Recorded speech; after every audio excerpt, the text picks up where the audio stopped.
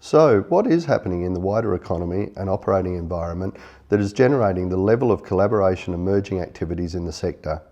Firstly, for many not-for-profits providing human services, there is significant pressure to ensure they support user choice and control, adapt to individualised funding, and represent value for money. At the same time, the underlying economics of supply and the impact of digital technology will require the development of fundamentally new business models. In 5 to 10 years' time, it is likely that the supply of many services will look quite different from the traditional models of today. On top of that, governments are under increasing budget pressure, so they are looking to cut costs and get more outputs and outcomes for their money. These changes are also impacting relationships between NFPs and their clients, between funders and NFPs, within the NFP sector itself, and between NFPs and donors.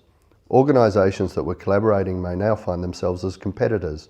Others are seeing new opportunities to partner, and there are some that will have to close or merge.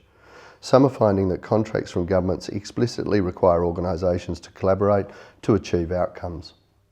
We're also in a time of considerable change in the expectations of service users or beneficiaries. A good example of this change is the shift to residential aged care and disability services. The accommodation built in the 1980s is no longer considered of a good enough design. The rooms are not large enough and the bathrooms not able to accommodate lifts and other needed equipment. This means complete rebuilds. We are also seeing increased expectations from beneficiaries, clients, funders and philanthropists of the quality of governance and leadership of organisations. This is evident in the increasing scrutiny of management and board activities and the changes to the regulatory environment, for example, the establishment of the Australian Charities and Not-for-Profits Commission. So, as you can see, there is a lot of change that is encouraging organisations to collaborate and restructure, and not-for-profits are responding with increased interest and activity. So not-for-profit organisations are already using collaborations and mergers to help them strategically respond to the environment as it changes around them.